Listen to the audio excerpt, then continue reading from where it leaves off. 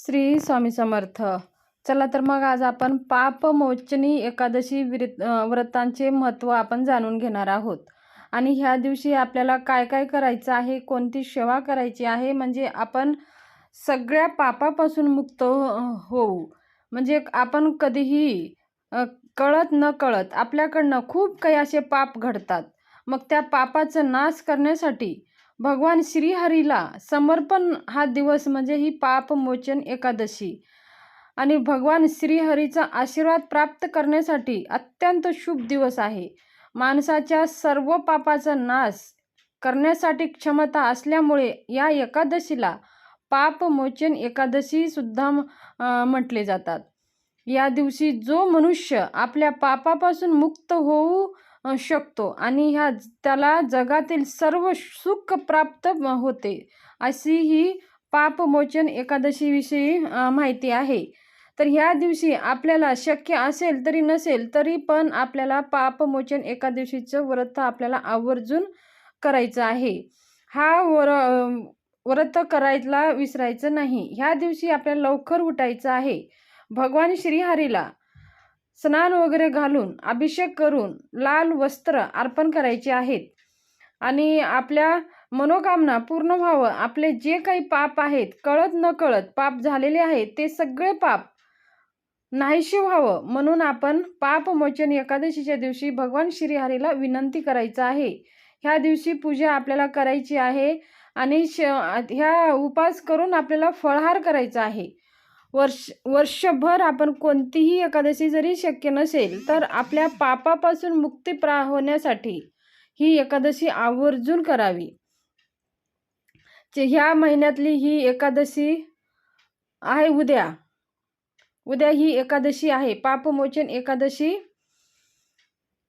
5 तारखेला पापमोचन एकादशी आहे. ह्या दिवशी आपल्याला लवकर उठायचं आहे. स्नान वगैरे करून भगवान श्रीहरीची पूजा करून आरती करून लाल वस्त्र, लाल फुले, लाल मिठाई अर्पण करून आरती करून विष्णू सहस्त्रनामाचं पाठ करायचं आहे.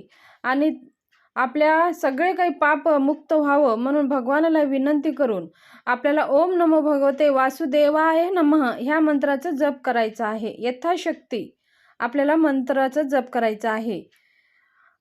दिवसभर आपण जर बसून एकदा जर आपण व्रत करायला जमत नसेल तर आपण हिंडत फिरत स्मरण करत राहायचं आहे.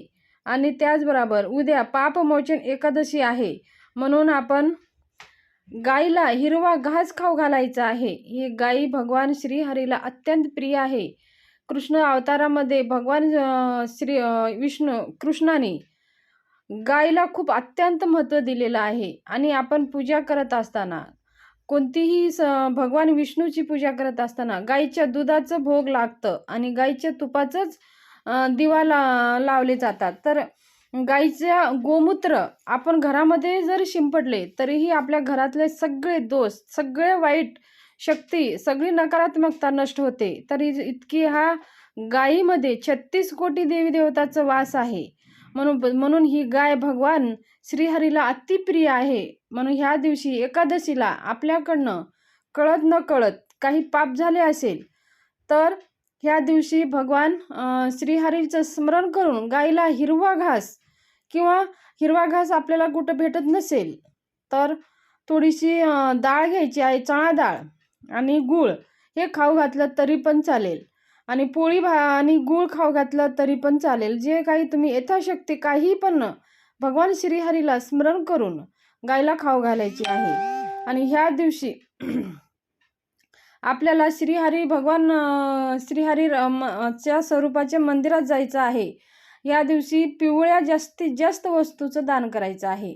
पिवळी, मग त्याच्यामध्ये केळी असो, पिवळे केळीच असतात, पिवळी मिठाई असतात, पिवळ्या स्वरूपाच्या जे काही वस्तू आहेत किंवा गोरगरिबाला तुम्ही पिवळ्या वस्तू असे दान देऊ शकता. गरिबांना काही वस्त्र देऊ शकता, गरिबांना काही भोजन देऊ शकता. असे केल्याने भगवान श्रीहरी संतुष्ट होतात आणि सगळ्या आपल्या इच्छा पूर्ण होतात आणि आपल्या सगळ्या पापापासून मुक्ती होते. आणि ह्या पापापासून मुक्ती देणारा व्रत म्हणजे हा पापमोचन एकादशी. तर या घरामध्ये सुख समृद्धी आनंद अखंड लक्ष्मी राहते. भगवान श्रीहरी हिची आपण सेवा केली तिथे माता लक्ष्मी धावून येत असते. जे आपल्याला माता लक्ष्मीची सेवा करायची गरज पडत नाही. भगवान श्रीहरीची जिथे सेवा होती तिथं माता लक्ष्मीचा वास अखंड राहतो. म्हणून भगवान श्रीहरीची सेवा आपल्याला आवर्जून झाली पाहिजे. एकादशीला हा भगवान श्रीहरीला समर्पित दिवस असल्यामुळे ह्या दिवशी तर आवर्जून झाली पाहिजे. तर पापमोचन एकादशीविषयी ही छोटीशी माहिती शेअर करायची होती. माझी माहिती कशी वाटली, आवडली असेल तर सबस्क्राईब जरूर करा. लाईक करून बेल आयकॉनचं बटन दाबून ऑलवर क्लिक करा.